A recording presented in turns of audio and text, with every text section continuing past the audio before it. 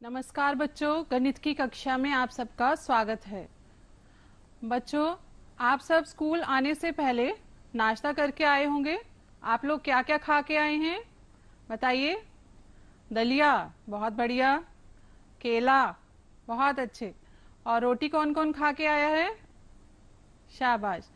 अब दोपहर को जब आप जाएंगे तो खाना खाएंगे, उसमें रोटी भी खाते होंगे और चावल भी खाते होंगे। ठीक है। कल आलोक और लीला घर गए और उनको बहुत तेज भूख लगी थी। जब उन्हें भूख लगी थी तो उन्होंने माँ को कहा कि हमें रोटी चाहिए। माँ ने गर्मा गर्म रोटी बनाई और आलोक को एक रोटी दी और कहा आधा आधा बांटकर इसे खाओ। तब आलोक ने रोटी को इस प्रकार से बांटा। तब माँ ने एक और रोटी बनाई और एक रोटी और देकर कहा कि एक इसके भी आधे आधे दो हिस्से कर लो। तब दोनों हिस्से लीला ने किए। लीला ने रोटी को इस प्रकार से बांटा। अच्छा बच्चों, ये बताओ, आलोक ने रोटी को सही तरीके से बराबर बराबर बांटा या फिर लीला ने रोटी को आधा आधा सही तरीके से बांटा? बिल्कुल सही। लीला द्वारा बांटी गई जो रोटी थी वो बिल्कुल सही तरीके से आधी आधी बांटी गई थी। लीला ने रोटी को आधा आधा बांटा और आलोक ने एक हिस्सा इसका बड़ा बना दिया और एक हिस्सा छोटा कर दिया। तो बच्चों, आधा आधा बांटने के लिए दोनों हिस्सों का बराबर होना बहुत जरूरी है। आज हम गिनतारा के पाठ 6 भिन्न के बारे में जानेंगे। बच्चों, अब हम मेरे पास कागज के कुछ टुकड़े हैं। इन टुकड़ों को मैं आधा आधा आपको करके दिखाऊंगी। ये देखो, यदि हमें इस कागज के 2 टुकड़े करने हैं, बराबर 2 हिस्से करने हैं, तो इसे हम इस प्रकार से कर सकते हैं। यदि हम इसे फोल्ड करें तो ये इसके 2 हिस्से बन जाएंगे। आपको दिखाई दे रहा है ये दोनों हिस्से। इसको हम एक दूसरे तरीके से भी आधा आधा कर सकते हैं। यदि हम इसे इस प्रकार से लें और इस तरीके से फोल्ड करें तो ये दोनों हिस्से बराबर बराबर हो जाते हैं। ये आपको दिखाई दे रहे हैं, 2 हिस्से बन गए इसके और दोनों हिस्से बराबर बराबर हैं। इसी प्रकार से यदि हम ये पेपर ले रहे हैं, इस कागज को ले रहे हैं, इसके 2 हिस्से करने हैं, तो हमें इस तरीके से इसको फोल्ड करना होगा। तो ये आधे आधे 2 हिस्से हो जाएंगे। बच्चों, आपको क्या ये दिखाई दे रहा है? क्या यह कागज जो है आधा आधा अच्छे तरीके से फोल्ड है? नहीं है, क्योंकि आधा आधा करने के लिए हमें इन दोनों को बराबर, आधा आधा करने का मतलब है दोनों हिस्से एक दूसरे के बराबर ऊपर आने चाहिए। जैसे यहाँ पर हो रहा था, यदि इसको हम फोल्ड कर रहे हैं तो दोनों हिस्से बराबर हैं, एक दूसरे को छुपा लिया है उन्होंने। इसमें भी इसी प्रकार से था कि दोनों हिस्से आपस में एक दूसरे के ऊपर आ रहे थे। यहाँ आप स्लाइड में भी देख सकते हैं, यहाँ कागज के 2 हिस्से किए गए हैं। इस प्रकार से ये 2 बराबर हिस्से हैं। ये भी आधा को दिखा रहा है। यदि हम इसे लंबाई के अनुसार मोड़ें तो ये इसके भी 2 बराबर हिस्से दिखाई दे रहे हैं। इस प्रकार से ये रेखा इन्हें 2 बराबर आधे हिस्सों में बांट रही है। यहाँ भी ये रेखा, ये आपको रेखा दिखाई दे रही है, ये इसे 2 बराबर हिस्सों में बांट रही है। परंतु यहाँ इस चित्र में देखो, ये रेखा जो है इसको 2 बराबर भागों में नहीं बांट रही है, क्योंकि अब हमें समझ में आ गया कि आधा आधा का अर्थ है दोनों हिस्से बराबर होने चाहिए। बच्चों, किसी वस्तु को आधा आधा करने के लिए दोनों हिस्सों का बराबर होना बहुत जरूरी है। इसी प्रकार से आप त्रिभुज, आयत और वृत्त को भी आधा आधा कर सकते हैं। जैसे ये देखिए, मेरे पास ये आयताकार आकृति है। यदि इस आयताकार आकृति के 2 हिस्से हम करते हैं, इस प्रकार से इसको फोल्ड कर लिया जाए तो इसके 2 हिस्से बराबर बराबर हो जाएंगे। ये दिखाई दे रहा है आपको, ये रेखा दिखा रही है कि ये दोनों हिस्से बराबर हैं। इसी प्रकार से हम त्रिभुज के भी 2 हिस्से बराबर कर सकते हैं। जैसे ये त्रिभुज है, ये आपको त्रिभुज दिखाई दे रही है। यदि इसके 2 बराबर हिस्से करने हैं तो इसको इस तरीके से हम फोल्ड करते हैं कि 2 बराबर हिस्से इसके दिखाई दे जाए। ये दोनों हिस्से इसके बराबर हैं। इसी तरीके से हम वृत्त लेकर, ये देखो वृत्त है, वृत्त को यदि इस तरीके से फोल्ड किया जाए बीच में से, तो इसके 2 बराबर हिस्से हो जाते हैं। आशा है सब बच्चों को की जो आधा बताने की है, ये सबको 2 हिस्से करने समझ में आ गए होंगे।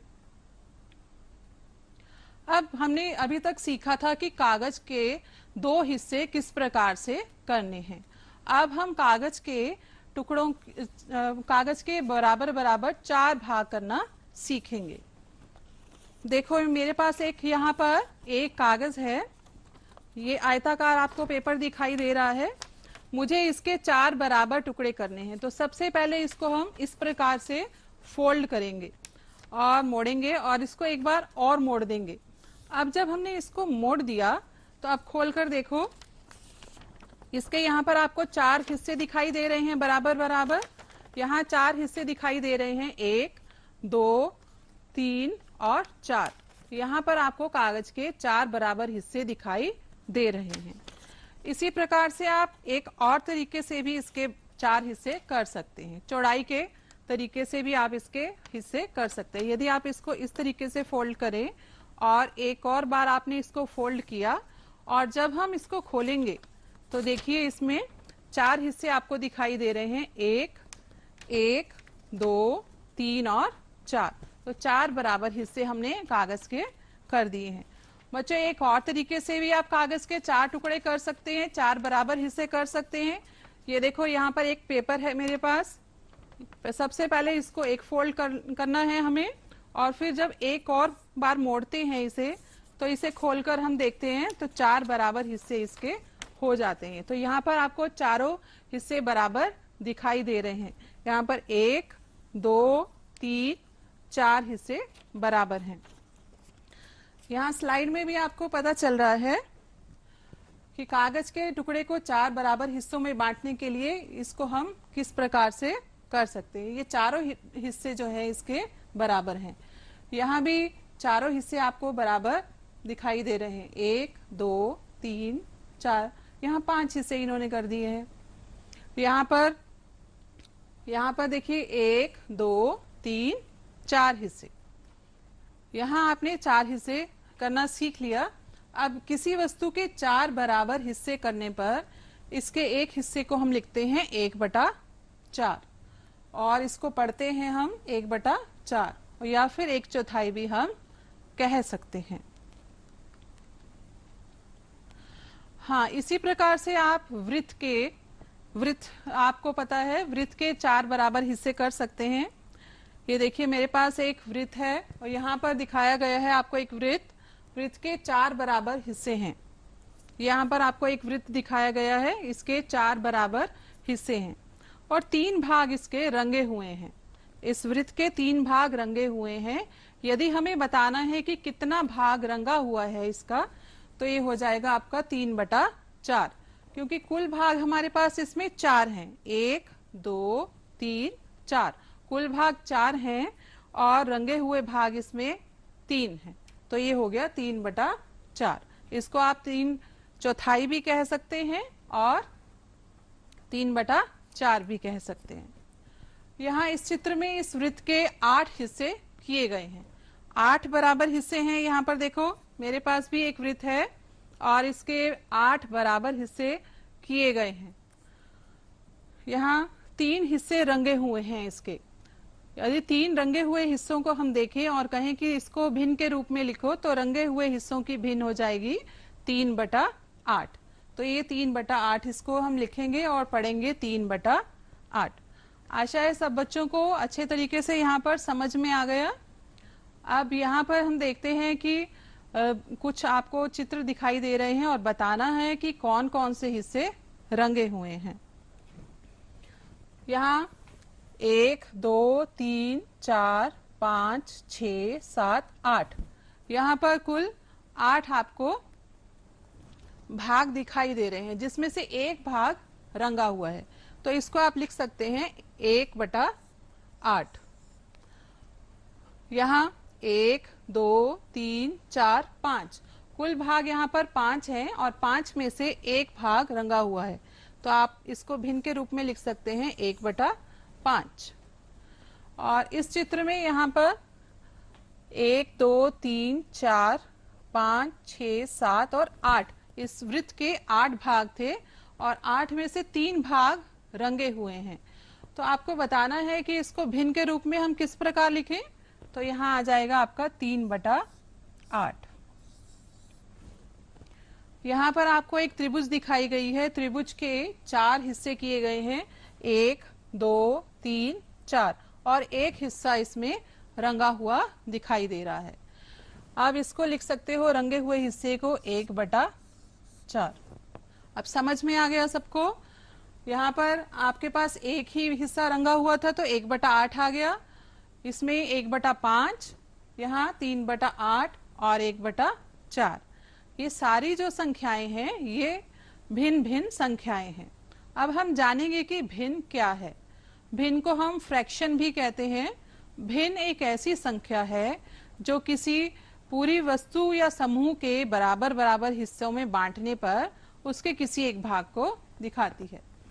भिन्न एक ऐसी संख्या है जो एक पूरी वस्तु या समूह को बराबर बराबर हिस्सों में बांटने पर उसके किसी भाग को दिखाती है। बच्चों, भिन्न को हम लिखते हैं जैसे 1/2 या 5/6 इस तरीके से लिखते हैं। तो ये बीच में जो लाइन आती है, ये वाली रेखा होती है, इसको बटा की रेखा या फिर विभाजक रेखा कहते हैं। भिन्न को बटा के रूप में पढ़ते हैं। जैसे यहाँ पर है 1/2, इसको हम पढ़ेंगे 1/2। बीच में ये खींची हुई रेखा बटा की रेखा या विभाजक रेखा कहलाती है। और विभाजक रेखा के ऊपर जो अंक है, विभाजक रेखा के ऊपर के भाग को या अंक को हम अंश कहते हैं और नीचे के भाग को हर कहते हैं। अंश को आप न्यूमरेटर भी बोल सकते हैं और हर को डिनोमिनेटर कहते हैं। तो फ्रैक्शन, भिन्न को हम फ्रैक्शन कहते हैं। फ्रैक्शन बराबर न्यूमरेटर अपॉन डिनोमिनेटर, या भिन्न बराबर अंश बटा हर। यहाँ पर आपको ध्यान देना है कि अंश कुछ टुकड़ों को बताता है जबकि हर कुल टुकड़ों को बताता है। किसी भी वस्तु के यदि हम कुछ टुकड़े कर रहे हैं, अंश बताएगा कुछ बराबर टुकड़ों को और हर बताता है कुल बराबर टुकड़ों की संख्या। यहाँ पर आप एक उदाहरण देख सकते हैं, 1/2, 2/3 और 4/9।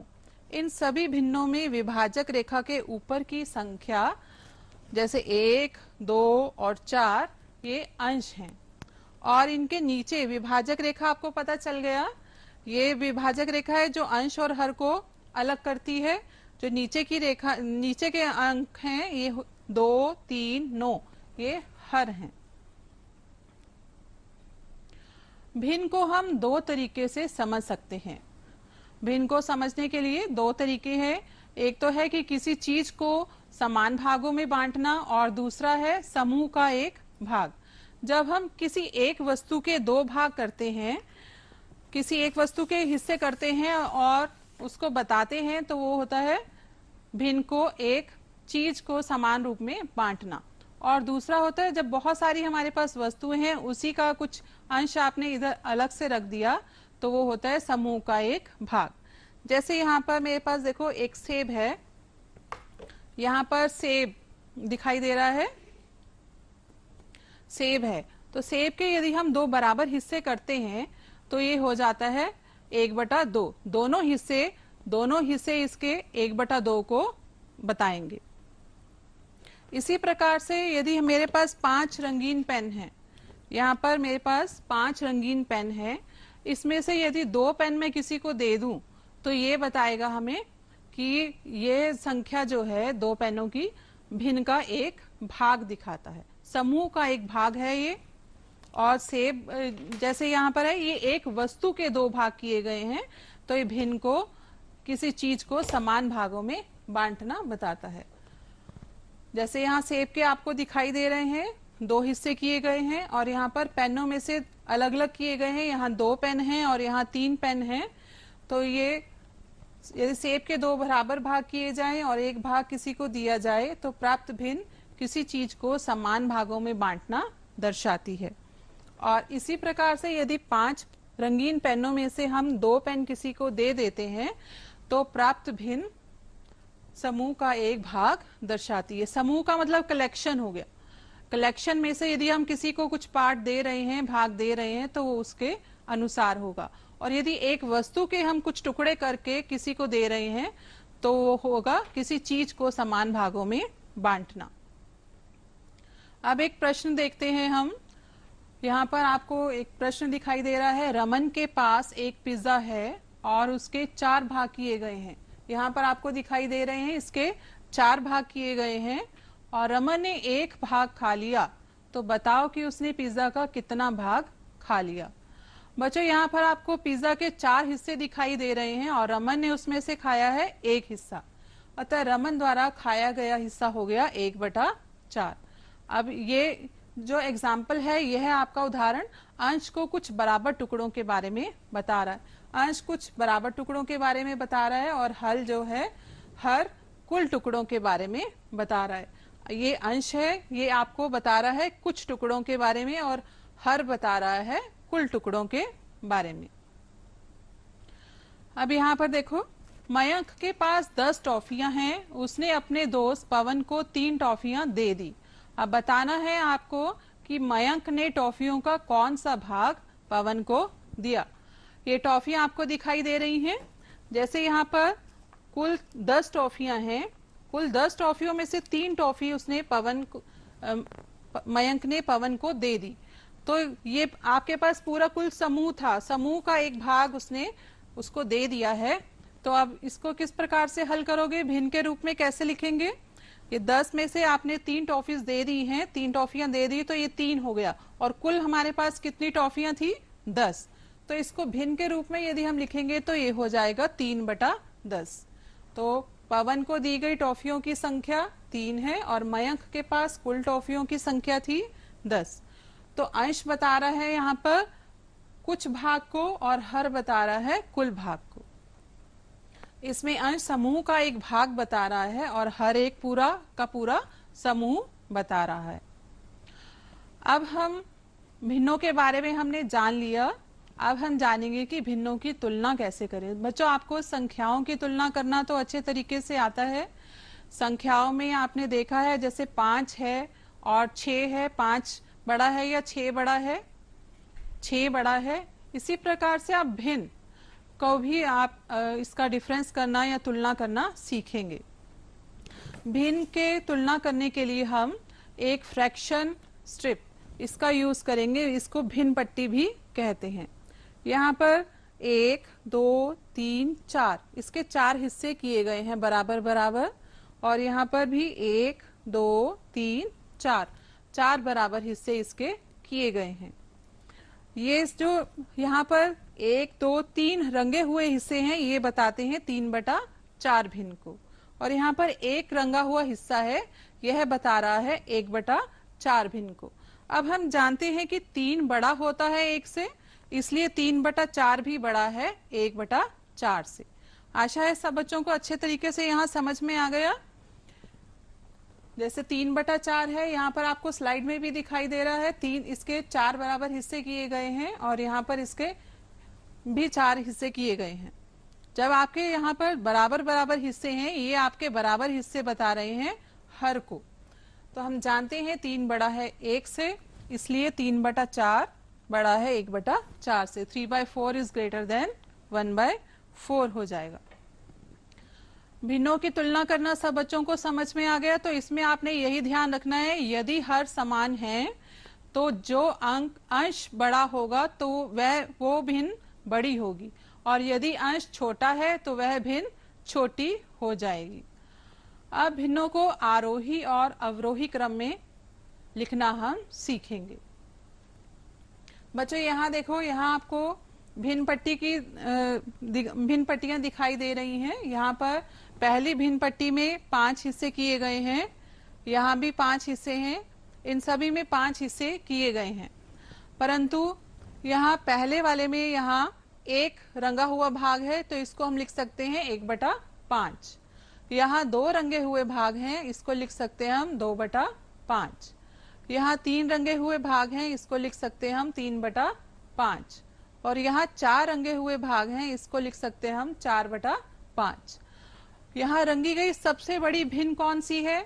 अब आप संख्याओं के हिसाब से भी बता सकते हैं। सबसे बड़ी संख्या 1, 2, 3, 4 में से कौन सी होगी? 4 होगी। बिल्कुल सही। तो इसलिए 4/5 जो भिन्न है वो सबसे बड़ी भिन्न होगी और सबसे छोटी भिन्न 1/5 है। अब हमने इसे आरोही क्रम में लिखना है।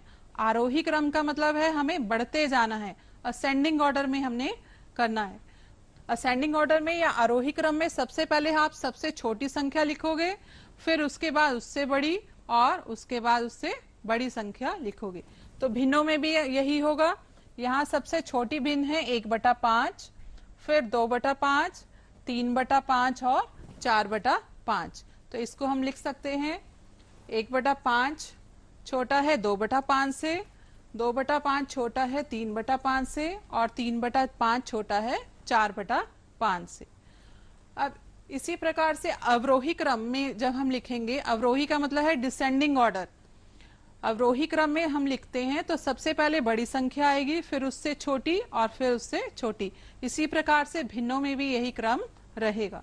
तो सबसे बड़ी भिन्न यहाँ पर थी हमारे पास 4/5 और 4/5 बड़ा है 3/5 से, 3/5 बड़ा है 2/5 से और 2/5 बड़ा है 1/5 से।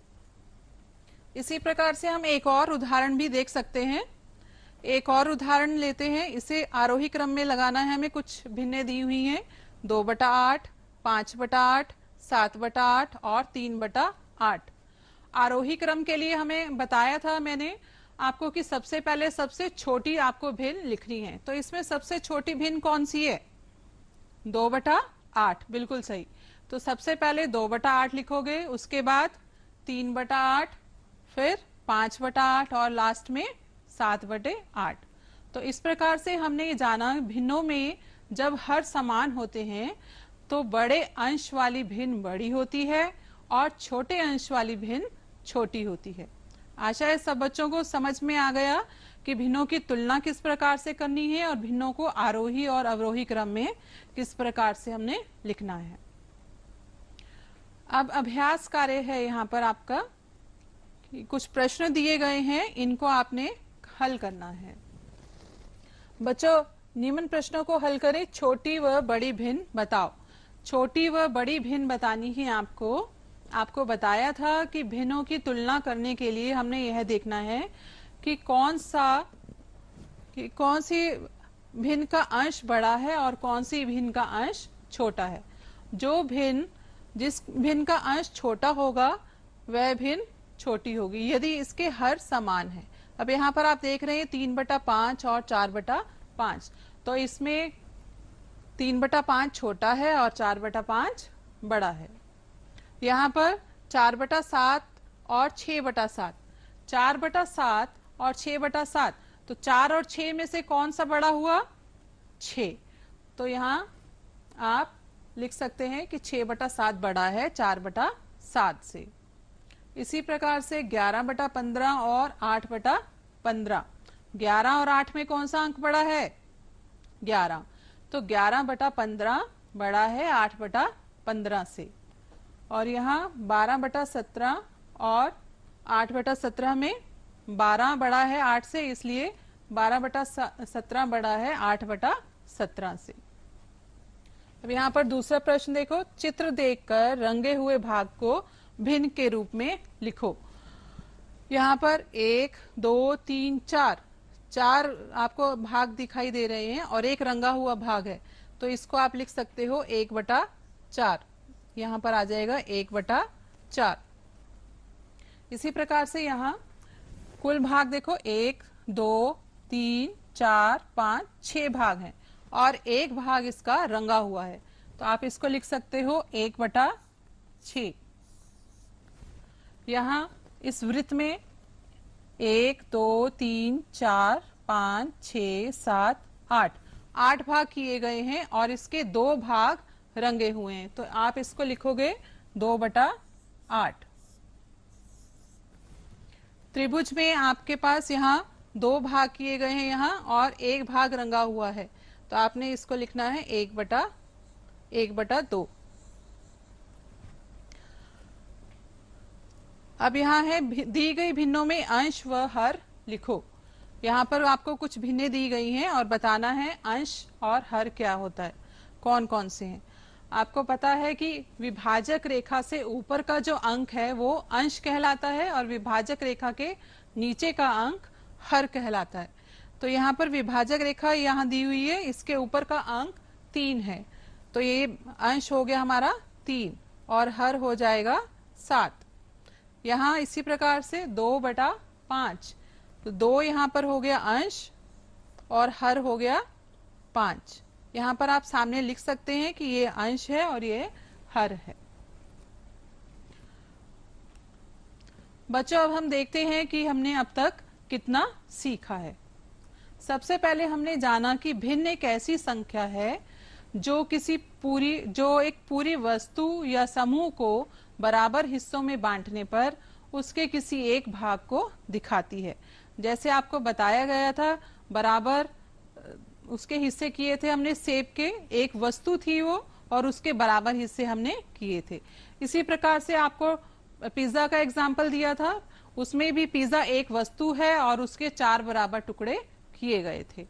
और एक समूह के रूप में यदि हम लें, टॉफी का आपको उदाहरण दिया गया था, और टॉफियों में क्या है कि बहुत सारी टॉफियां हैं, उसके कुछ आपने 2 या 3 टॉफी किसी को दे दी, तो वो आपको दिखा रहा है समूह में से बराबर हिस्से किए गए हैं। फिर हमने सीखा कि भिन्न में विभाजक रेखा के ऊपर के अंक को अंश कहते हैं और नीचे के अंक को हर कहते हैं। विभाजक रेखा आपको पता है, उसको हम बटा की रेखा भी कह सकते हैं। इसके बाद हमने जाना कि समान हर वाली भिन्नों में बड़े अंश वाली भिन्न बड़ी होती है और छोटे अंश वाली भिन्न छोटी होती है।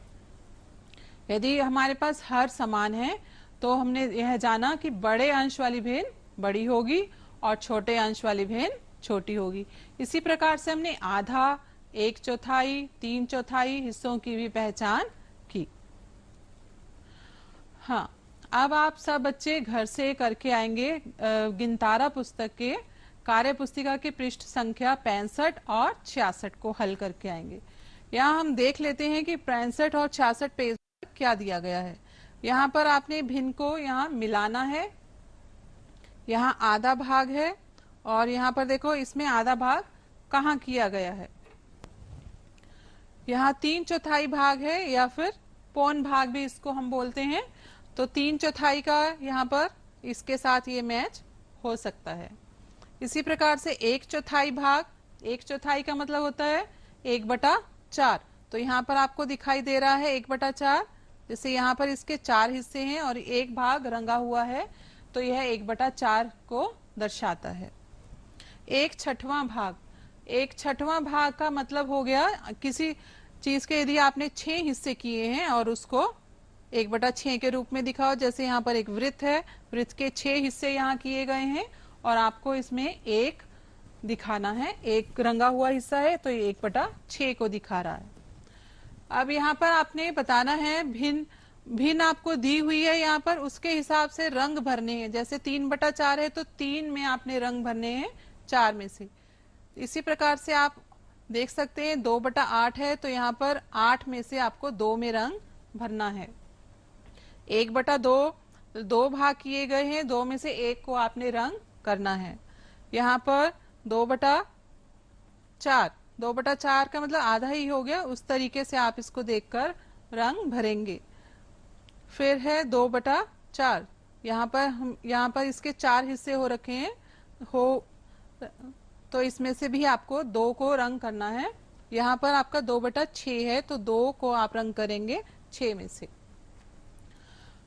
यहाँ बताना है आपको रंगे हुए भाग के अनुसार भिन्न लिखो। रंगे हुए भाग के अनुसार जब भिन्न लिखेंगे हम, तो वो बताना है, जैसे यहाँ पर आपके पास वृत्त दिखाई दे रहा है और उसके 2 हिस्से हैं और एक रंगा हुआ हिस्सा, तो 1/2 लिख सकते हैं। इसी प्रकार से आप इसको हल कर सकते हैं।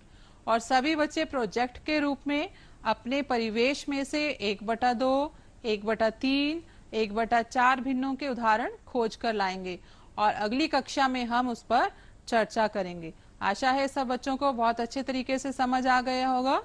धन्यवाद और खुश रहें आप घर पे और काम अपना करते